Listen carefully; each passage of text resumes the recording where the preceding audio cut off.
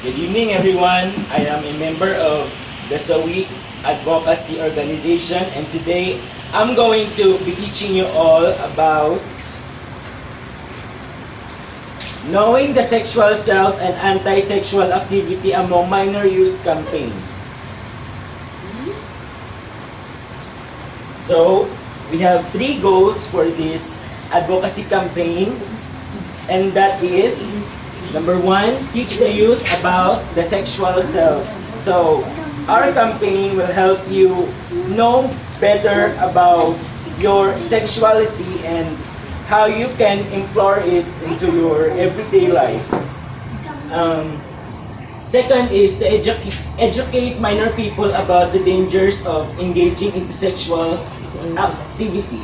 So, as we all know today, a lot of youth they are like putting themselves into situations wherein they engage into what we call sexual intercourses, or what the so-called pakikipagtalik, and this is not a good practice for youth, and we want you to avoid that, and that's why we are holding this campaign right now. And the third is to lecture the youth about how to avoid being tempted into several sexual activities. So, in this campaign, we are also encouraging you of what you can do in order to prevent yourself from engaging into sexual intercourses.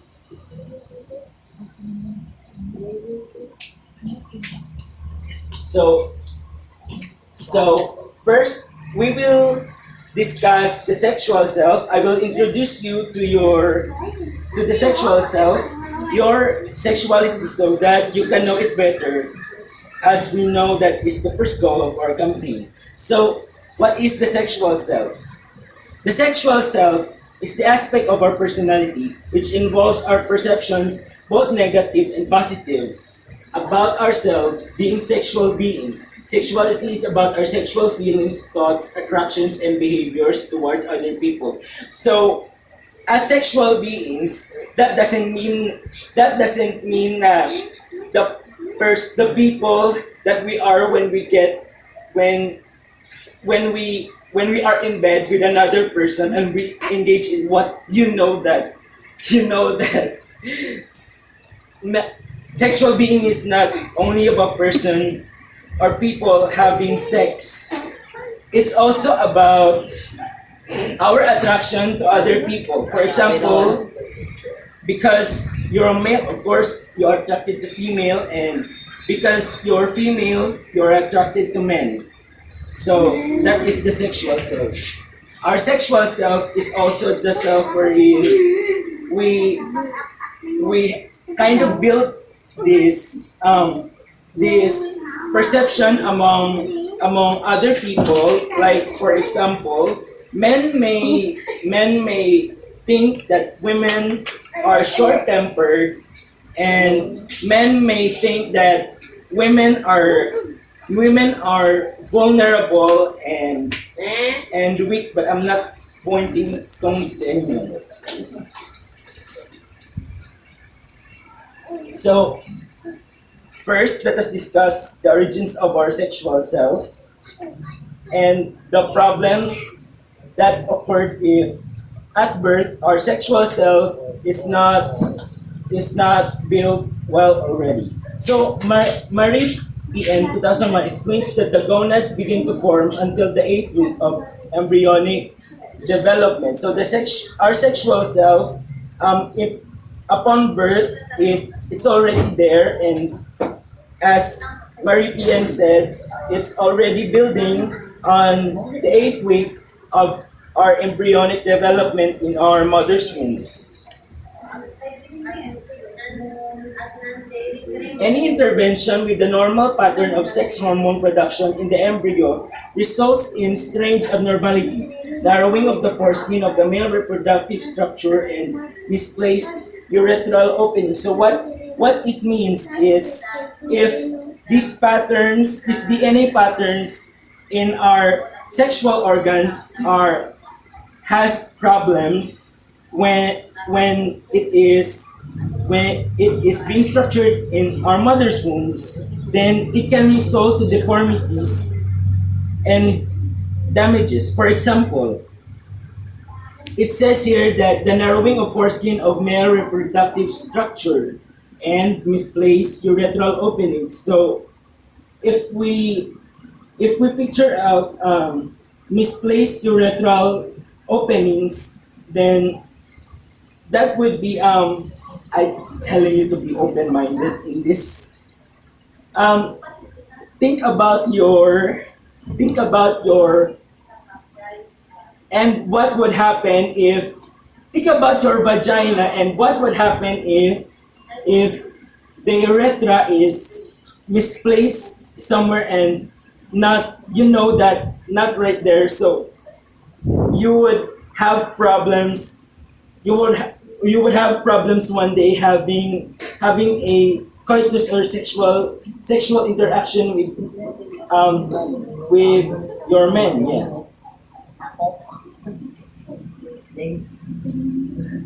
Pseudohermaphrodites is a condition in which the individual has a single chromosomal and gonadal sex but combines features of both sexes in the external genitalia, causing doubt as to the true sex. So, what pseudohermaphrodites means is the DNA is confusing because there are patterns that resemble those of men's sexual organs, and then there are also women's sexual organs. So doctors and scientists are unable to identify if the fetus is male or female. Hermaphrodites is the condition of having both male and female reproductive organs. So you might be familiar with this. We have the so-called trisexual, or they have both the organs of. There are people who have both the organs of male and female. So picture a person with both a penis and a vagina. So that condition is called hermaphrodites. Cryptorchidism is a condition seen in newborns when one or both of the male testes have not passed down into the scrotal sac and causes sterility.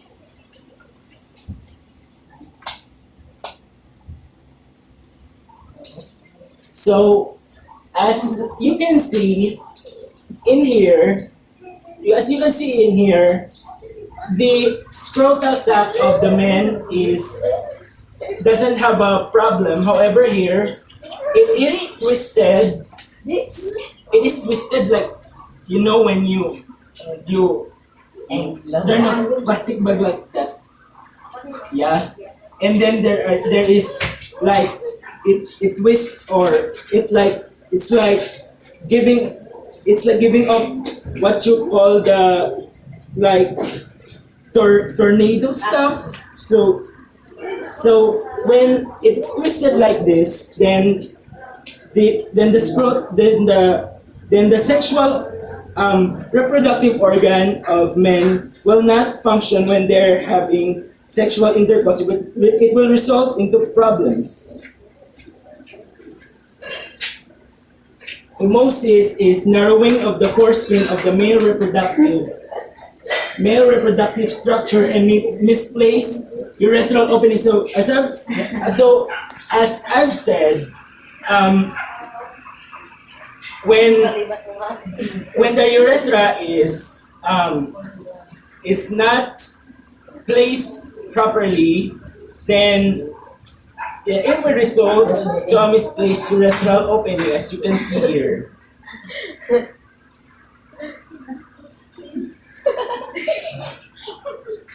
Puberty. Alright. Puberty is a period of life generally between the ages of 10 to 15 years old when the reproductive organs grow to their adult size and become functional under the influence of rising levels of gonadal hormones. So puberty means pagbibinata, pagdadalaga. So as I've said, be open-minded, and because someday you will have the opportunity to understand understand that as we grow older, so do our reproductive and sexual organs. So the reproductive organs continue to grow for 2 years until sexual maturation marked by the presence of mature semen in the testes. Yes. So there are so as I've said, from when you are like when you are like 13 years old, because that is the start of puberty stage. So that is also the age that is also the stage wherein these sexual organs start to develop and mature. That is the reason why that is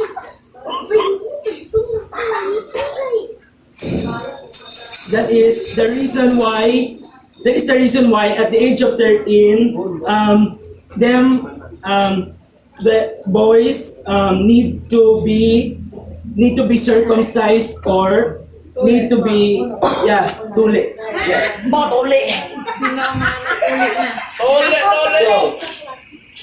Now we will discuss the diseases associated with the reproductive system.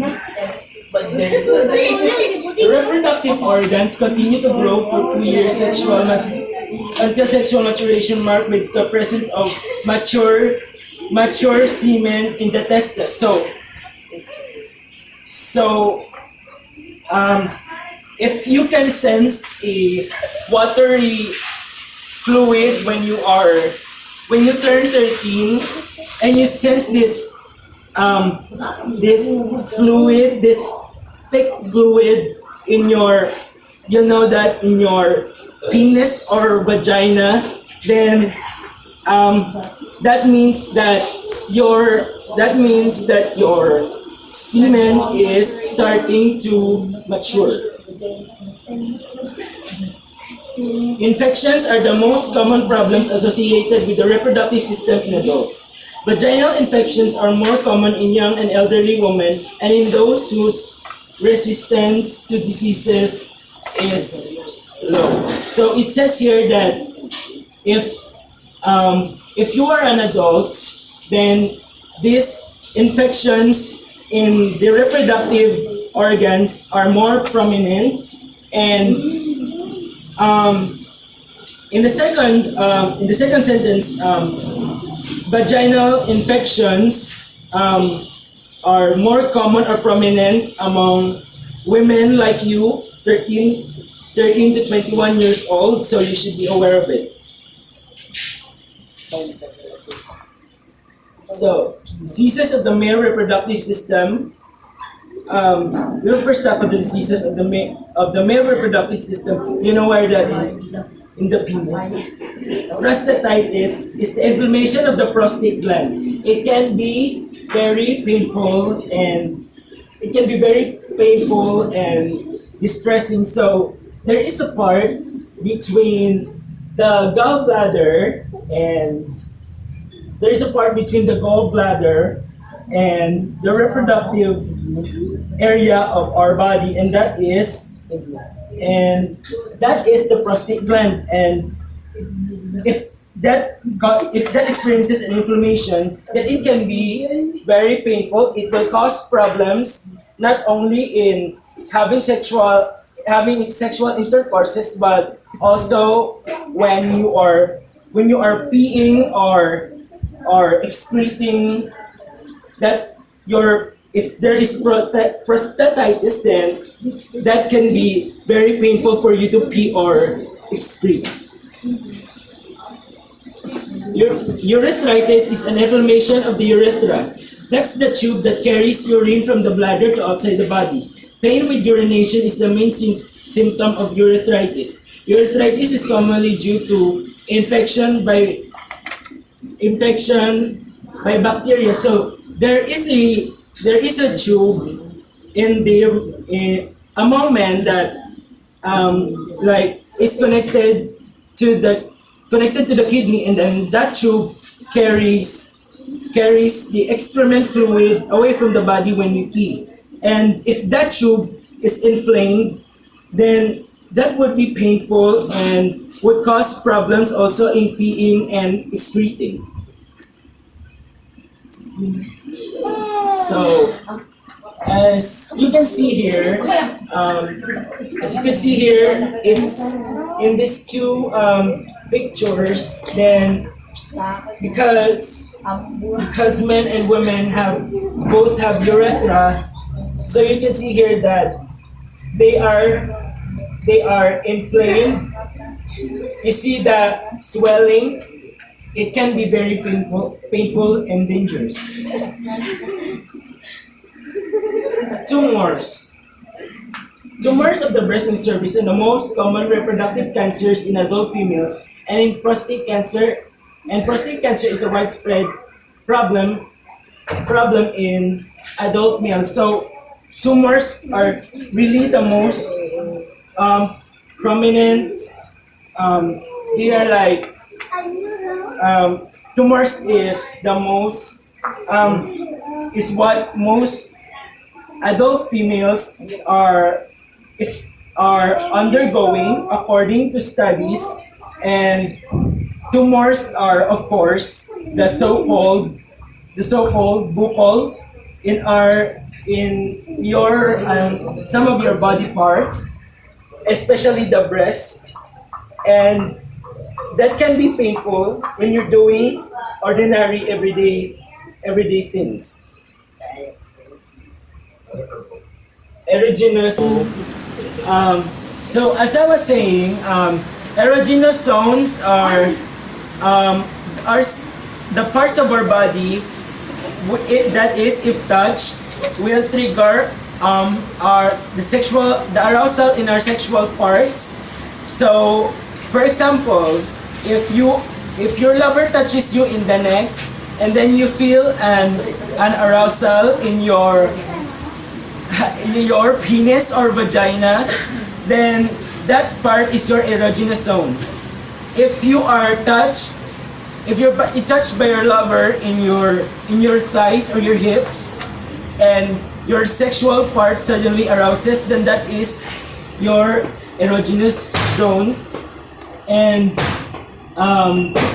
if he touches you in the feet, which is weird, that is and you are aroused, then that is your erogenous zone. So now let's talk about the human sexual behavior.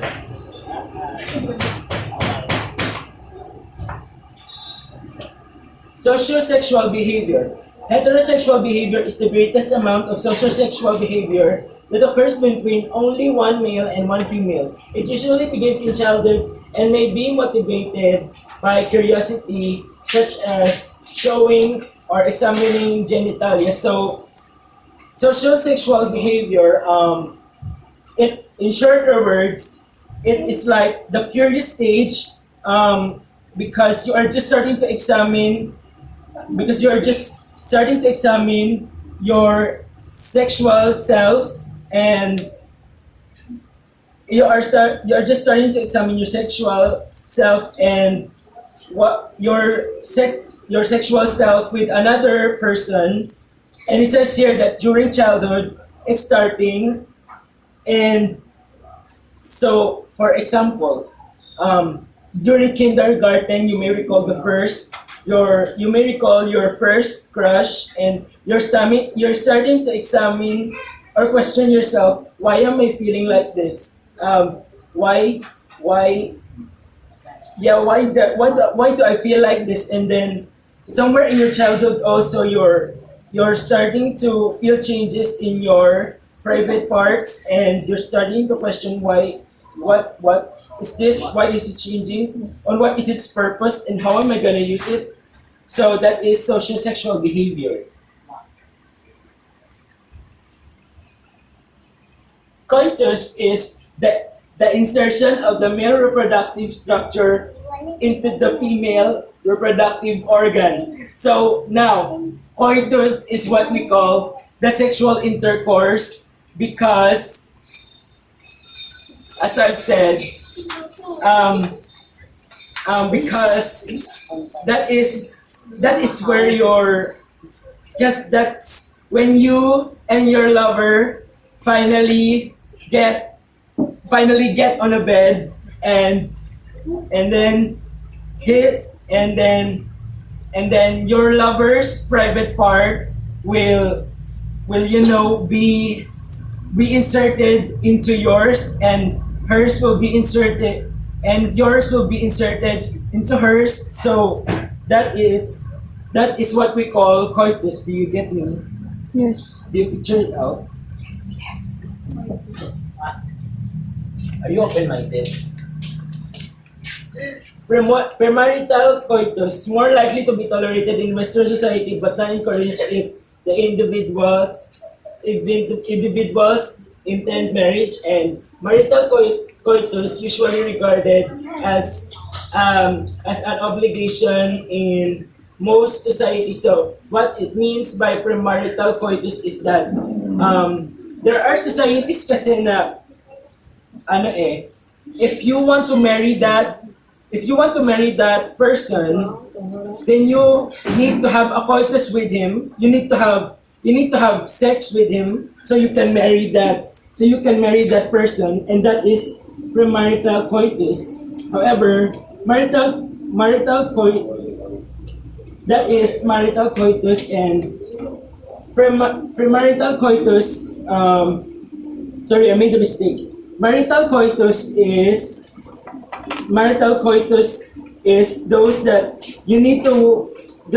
I said you need to have sex before marrying the person. And premarital coitus, you do not need to have sex with that person so that you can marry him or her.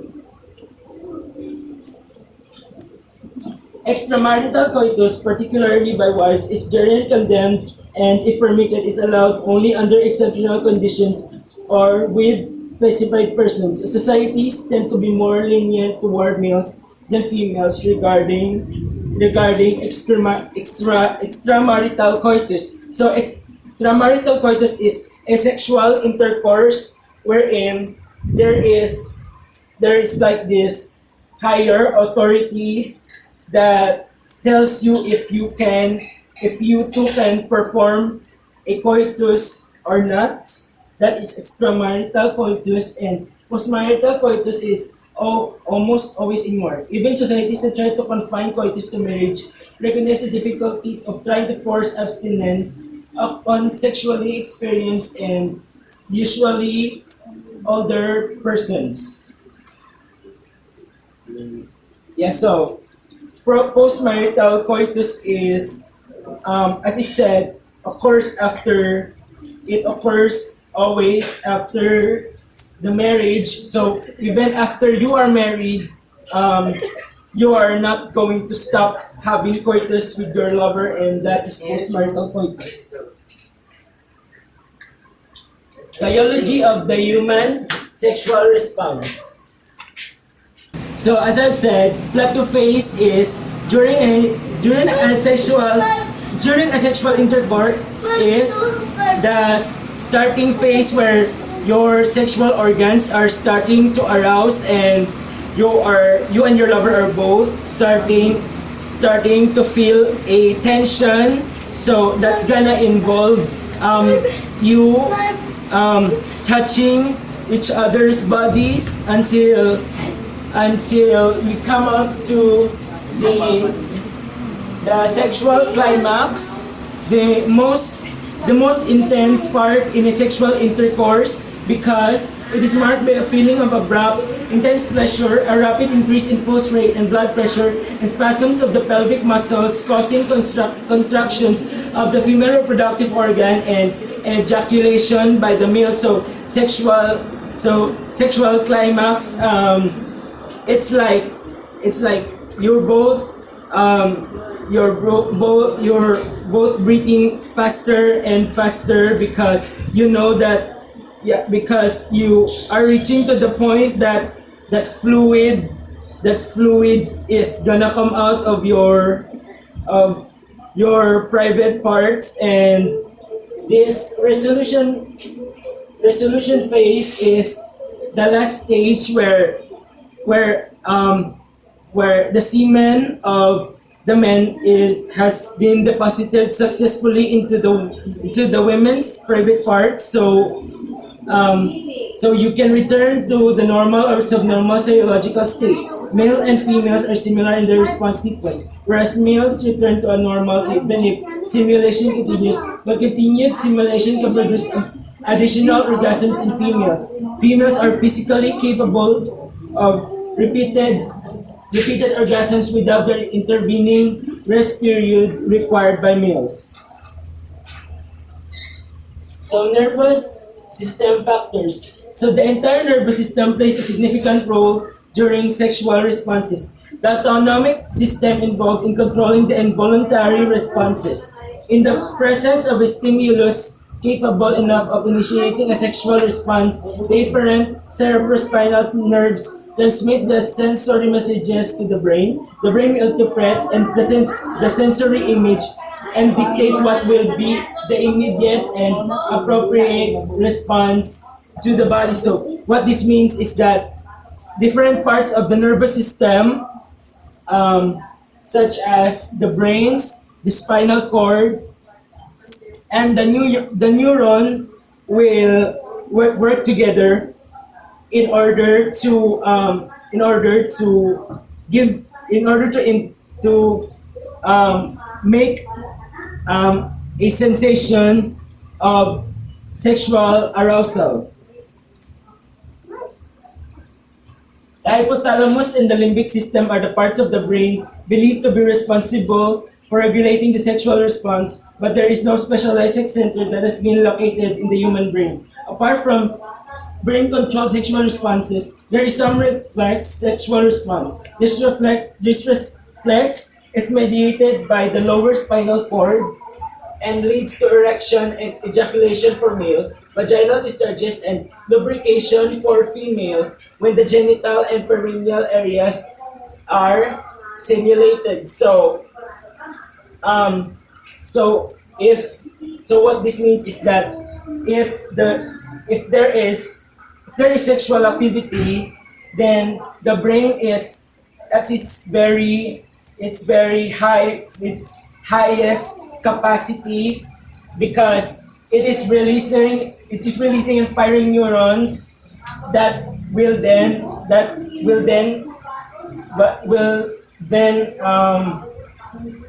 tell the penis or the vagina to discharge and lubricate. Sexual problems. Premature emission of semen is a common problem, especially for young males. Sometimes this is not the consequence of any psychological problem, but natural result of excessive tension in a male who has been sexually deprived. So, in other words, or sa madaling salita, premature emission of semen is yung hindi enough yung pre-produce niya, yung pre-produce niyang semen, so it will cause problems in the sexual interaction with his partner, because there is not enough semen coming out of the sexual organ of the male. Ejaculatory impotence, which results from the inability to ejaculate in coitus, is uncommon and is usually of psychogenic origin. So ejaculatory impotence is the condition if yung lalaki is kahit anong gawin niya is hindi lumalaki ang kanyang or hindi talaga nag-arouse yung kanyang penis during coitus.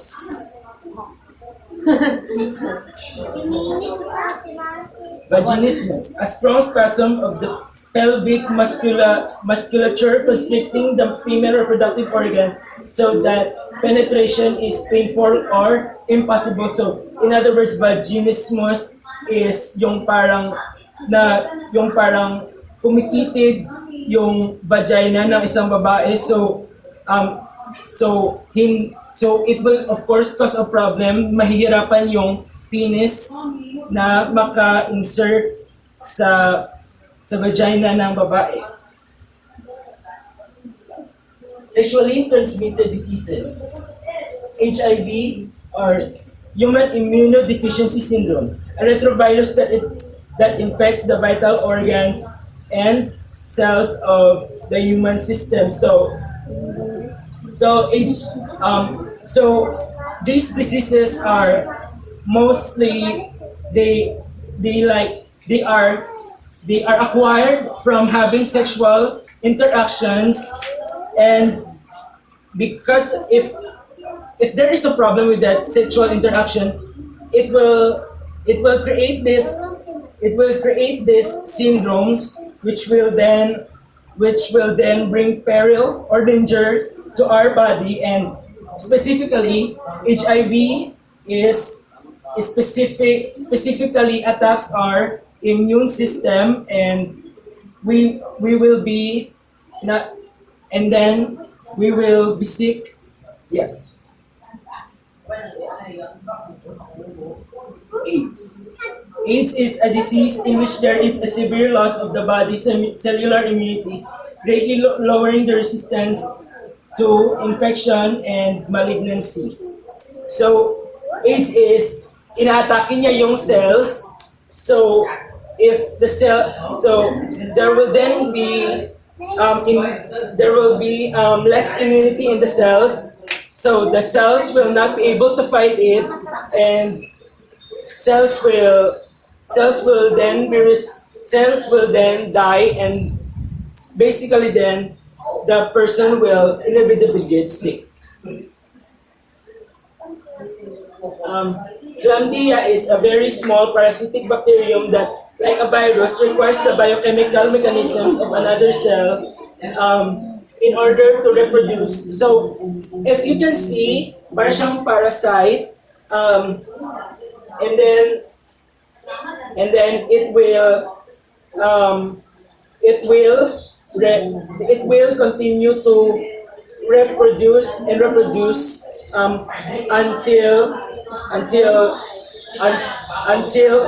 our immune system until it attacks our immune system. Gonorrhea is a venereal disease involving inflammatory discharge from the urethra or vagina, or what we call nana. So, as you can see, this is gonorrhea from the vagina, and this is from a penis, and it's very painful. Syphilis is a chronic bacterial disease that is contracted chiefly by infection during sexual intercourse, but also congenitally by infection of a developing fetus. So syphilis is commonly they occur in sexual intercourses of couples who does not know that one of them actually has an infection. So if that person with infection has a sexual intercourse with his or her partner, then he or she can pass that infection, and that can of course attack our immunity and result to sickness and chronic diseases, particularly the lungs.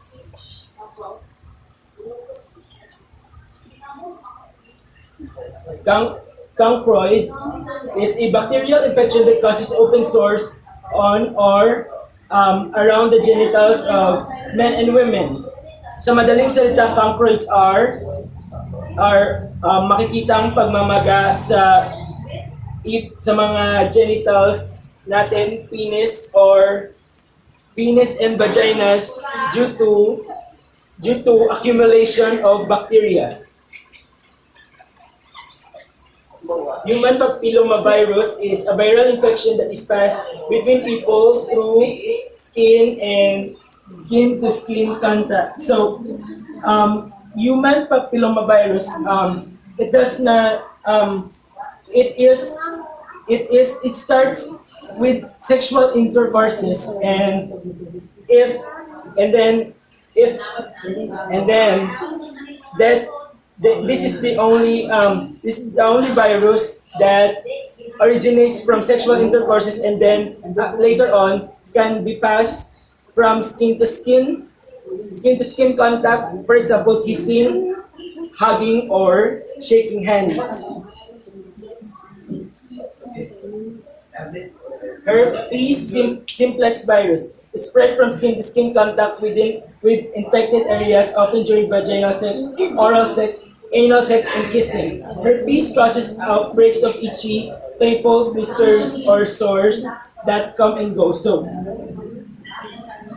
herpes is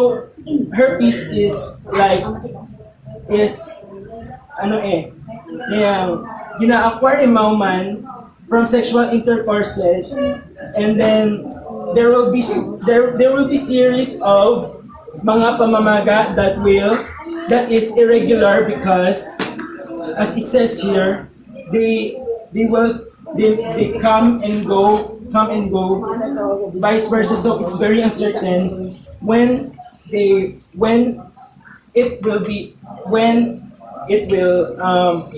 will disappear from our bodies. So as I've said, ito yung penis na healthy, and ito meron siyang pamamaga dito sa head na part, and that is what you call herpes. Trichomonas vaginalis is a very common sexually transmitted disease. It is caused by infection with the protozoan parasite called Trichomonas vaginalis. So, as you can see here, these are protozoas, and they are of course dangerous and very itchy. And yeah. Natural and artificial methods of contraception. So when we say contraception, it means birth control. So basal body temperature indicates the woman's temperature at rest. Before the day of ovulation and during ovulation, BBT falls at 0.5 Fahrenheit. It increases to a full degree because of progesterone and maintains its level throughout the menstrual cycle. Calendar method. This method is also called the rhythm method. It entails withholding from coitus during the days that the woman is fertile. Ovulation detection uses an over-the-counter kit that requires the urine sample of the woman. The kit can predict ovulation through the surge of luteinizing hormone that happens 12 to 24 hours before ovulation. Cervical mucus method is the change in the cervical mucus during ovulation. Is the basis for this method. During ovulation, the cervical mucus is copious, thin, and watery. Symptothermal method. Basically a combination of BBT method and the cervical mucus method. The woman records her temperature every morning and also takes note of changes in her cervical mucus. Coitus interrupts, one of the oldest methods that prevents conception. A couple still goes with coitus, but the man withdraws the moment he ejaculates to emit the spermatozoa outside of the female reproductive organ. and artificial method. Oral contraceptives, also known as the pill, oral contraceptives contain synthetic estrogen and progesterone. Transdermal patch contains both estrogen and progesterone. The woman should apply one patch every week for 3 weeks on the following areas: outer arm, upper torso, abdomen, or buttocks. Vaginal ring releases a combination of estrogen and progesterone, and it surrounds the cervix. This silicone ring is inserted into the female reproductive organ and remains there for 3 weeks and then removed on the 4th week as menstrual flow would occur. Subdermal implants are two rod-like implants inserted under the skin of the female during her menses around the 7th day of her menstruation to make sure that she will not get pregnant. Intrauterine device is a small T-shaped object containing progesterone that is inserted into the uterus via the female reproductive organ. It prevents fertilization by creating a local sterile inflammatory condition to prevent implementation of the zygote.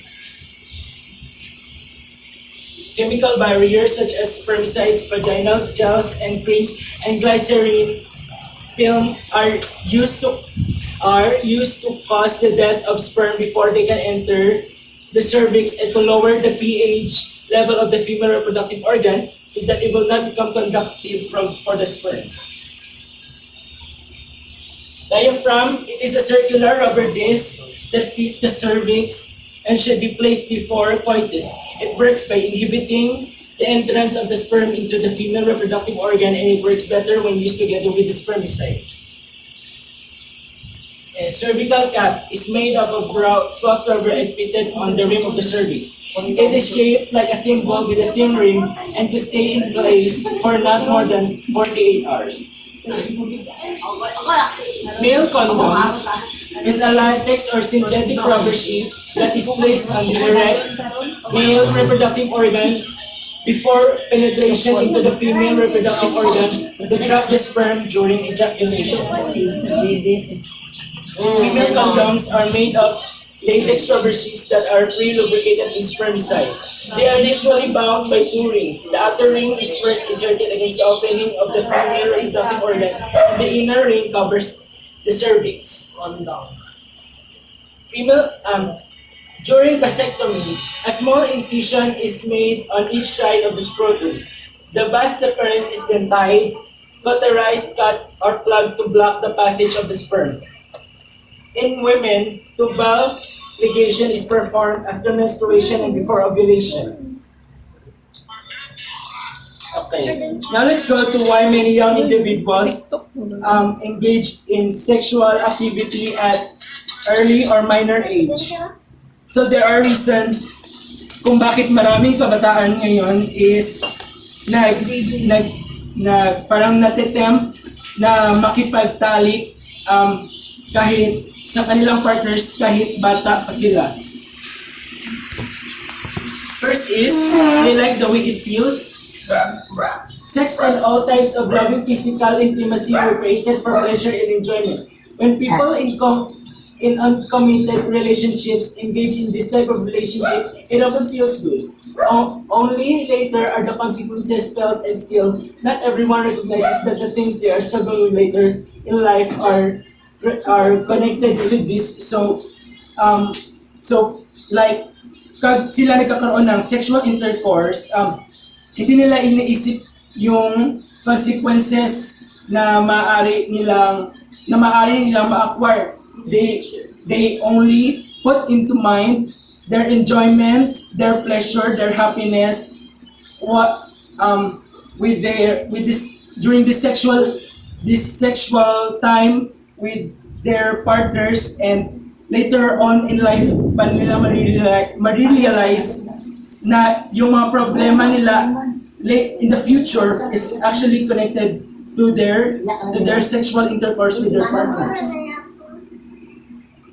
Second is pressure from boyfriend or girlfriend. Even when a girl or boy doesn't want to have sex, they may give in for fear of the other person leaving them or rejecting them or being mad at them. So say for example na um, like let's put it into perspective na may bayaw ko na sa iyo, wala ka nang magagawa, pero meron ka pala pero meron ka pa palang magagawa, makipagtalik ka sa akin.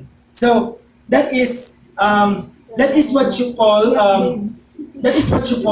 being pressured, because you are then pressured to like have sex with that person because ayaw mong iwan kanya. So you give in, you become submissive, and you engage in a sexual activity. Pressure from peers. Many teens feel a lot of pressure to fit in. There's a very clear message that it matters whether or not they had sex. Not only that, but it matters whether they know what is, or whether they have seen this or that porn site or sitcom, or whether they are wearing something underneath from Victoria's Secret, or whether they know how to with the opposite sex or even the same sex. So peer pressure is it's very common with a lot of it makes up a lot of our decisions in life. And if we put into the latter sexual activity, many people have a group of friends that really likes watching pornography, likes watching sexual movies, and likes going to strip clubs. And you feel like if hindi ako magiging katulad sa kanila, baka maiwan ako. So you give in, and you give in into sexual activity so that you feel like you belong to your friends. And that is pressure from peers. Pressure from the culture. Sex sells. Sex, porn, fashion, TV, movie, commercials. Sex a huge commodity, and many industries are capitalizing on it. No matter where you turn it, you can hardly avoid seeing more skin than you intended to see, with church, honors classes, and chorus recitals being exception. So we have the internet, we have the social media, we have the TV. So everything that is provided to us by technology is in our hands, and one of them are sexual forms of entertainment, such as the aforementioned pornography and sexual films, and also pictures of nude people. We can see them everywhere on the internet today, and we feel like, and then there will be then people that will adapt to them. They will undress, they will get nude so that they can fit in with the culture of the society today.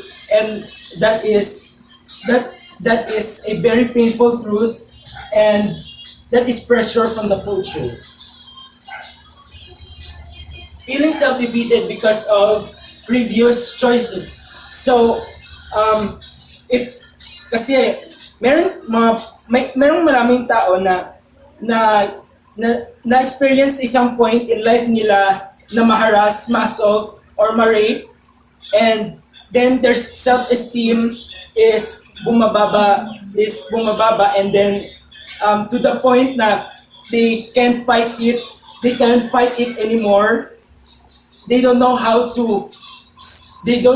consult people. They don't know how to rebuild the self-esteem. They don't know how to be strong.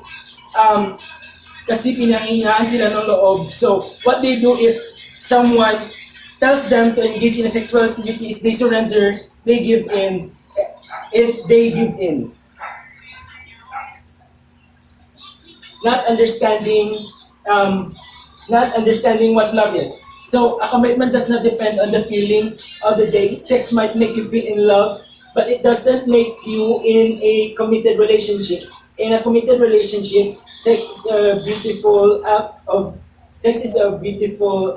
love. So maraming tao na feeling nila is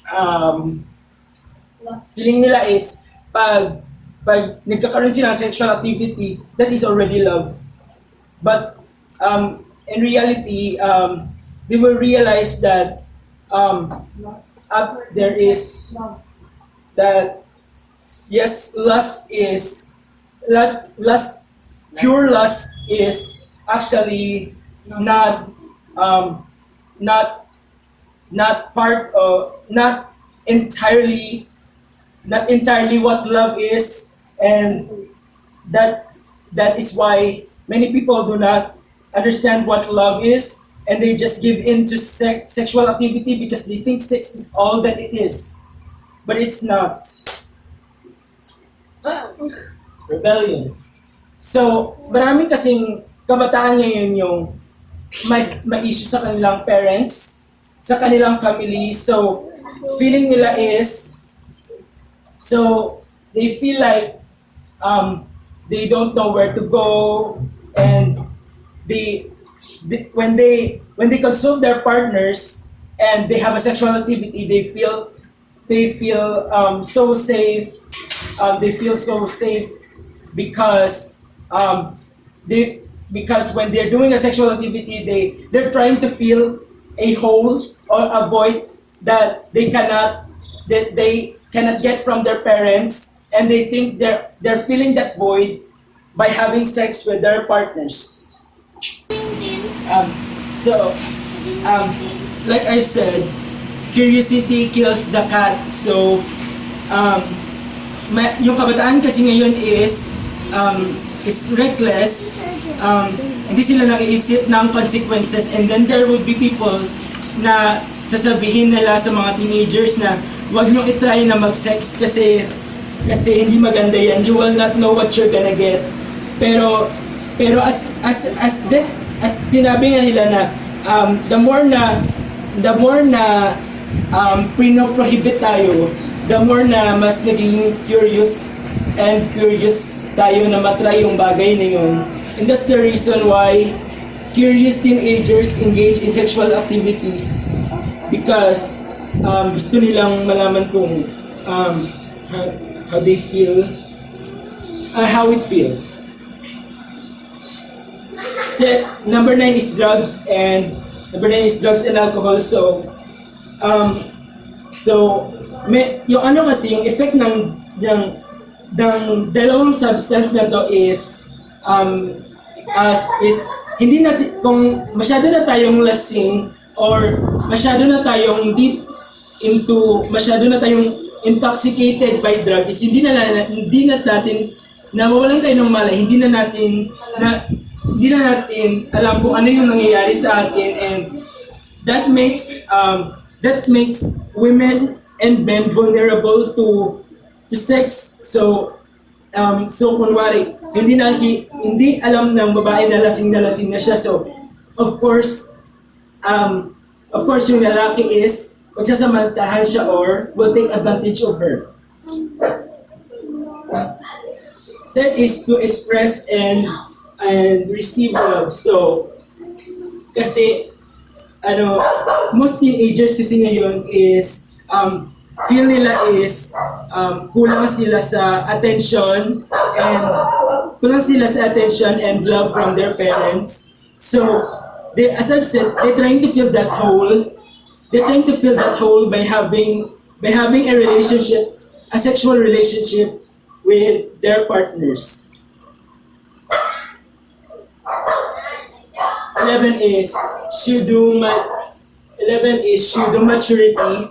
Sa madaling salita, pseudo-maturity is when feel natin na kailangan mas mature tayo sa ating mga peers, sa ating mga friends. So, feeling natin is masyadong immature yung ginagawa nila, and hindi ka katulad nila, dapat mas mature ka mag-isip. And diyan magsisimula yung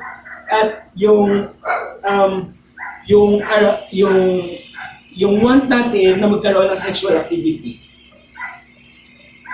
12 is adults' failure to take a stand. So, despite the current day philosophy that so many have adopted, children and teenagers cannot be left to decide every important thing on their own without the sound guidance from a trusted adult. So, what this means is basically maraming parents ngayon na hindi natututukan ng mabuti yung mga anak nila, so hindi nila alam where they're going or what they're doing, and of course teenagers will see that as freedom to do what they want, and specifically to engage in sexual activity.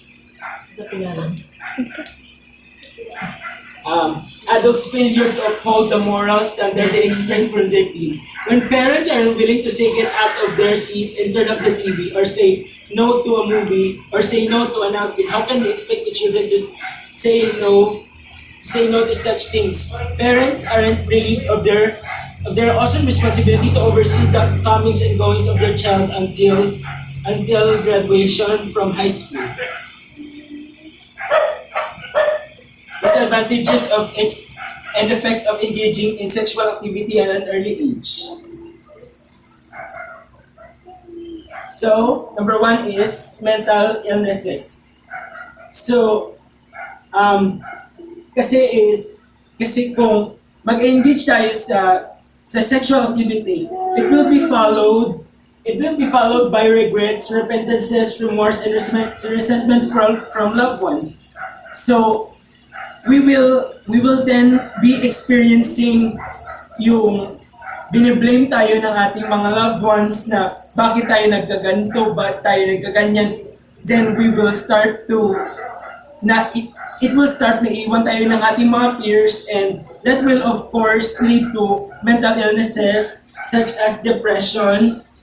That is the most common mental illness that is experienced after sexual activity. And then post-traumatic stress disorder, panic attacks, and anxiety. Teenage pregnancy. This is inevitable. This is I think that most of the teenagers that engage in sexual activity right now, of course, acquire teenage pregnancy. But imagine yourself being a teen mom and have to support your baby while attending your school and starting to pursue your dream career. So, sabi nga nila, sa simula lang yan maganda, pero after that, the struggles will come, and kailangan mo pagsabayin yung responsibilities mo, which is not good. Sexually transmitted diseases or STDs. As I've said before, nakita nyo naman yung mga disease na yon, and teens really don't really know the bad things at having unprotected sex at an early stage of their lives. Some STDs are herpes, HIV, AIDS, and pubic lice. So, as aforementioned before, I said that these STDs will harm our immune system, make us sick, and even dead. And last is social emotional trauma, or kumbaga is after sexual activity, we will have regrets. We will have regrets on our next relationships, because parang nawala na yung trust natin sa ibang tao, and that will of course put our social beings and our personal beings in danger, we will not be able to socialize, and we will not be able to make intimate relationships with our opposite sex. Lower brain development. Of course, after a sexual activity, there we will be experiencing a decline on our brain, or ating pag-iisip that is inevitable in pregnant teenage women who reportedly after having sex are having failing school grades and lower IQs, because as I've said, sexual activities lead to lower brain development. What to do in order not to be tempted to sexually engage at a young age? First is educate yourself about teenage pregnancy. So many studies have found that the better education you have regarding how sex and pregnancy work, the better able you will be to make good decisions regarding sex. So as we research and study, we will be able to know the consequences what if we engage into sexual activity, and that will of course result to us being able to control ourselves into engaging into those activities. Second is to develop a closer relationship with family. The level of closeness between parent and child is related to minor age sex and adolescent pregnancy. This, combined with open and positive communication, increases the likelihood of abstinence, reduces the number of sexual partners, and increases contraceptive usage. Kasi if we have a close relationship with our family, we will not feel the need, we will not feel that hole, we will not feel that void that we will try to fill with our partners by engaging in sexual activities, because our families, they are already nurturing us with enough love and attention, and so we don't foresee the need anymore. We don't foresee the need anymore to be engaging with our partners in sexual activities. Participate in school-based teenage prevention programs. There are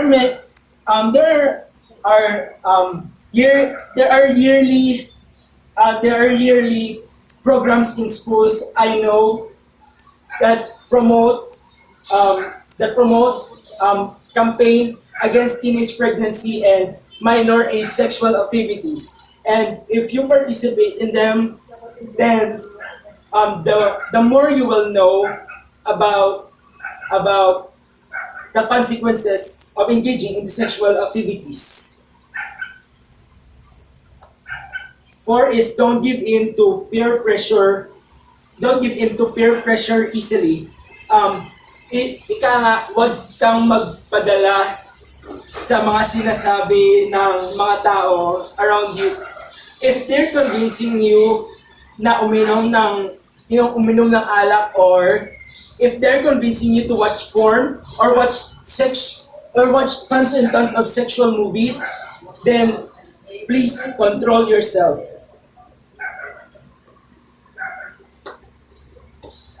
Five is to choose your friends wisely. We do not know our friends. We do not know if they're pornography addict. We do not know if they have dirty minds. We do not know if they have history. They have history with assaulting women or raping women, and that's why we should choose our friends wisely. 6 is to avoid pornography. Of course, beside the obvious reasons that avoiding porn will help guard us against our lust, there are psychological reasons as well. Because pornography is Because pornography is really, as I've said, yung abot kamay natin na form of sexual entertainment, and that will be our gateway to sexual activities. And please avoid watching pornography because as I've said, that will lead to addiction, and that will lead us to thinking that we can molest, assault, and rape other people.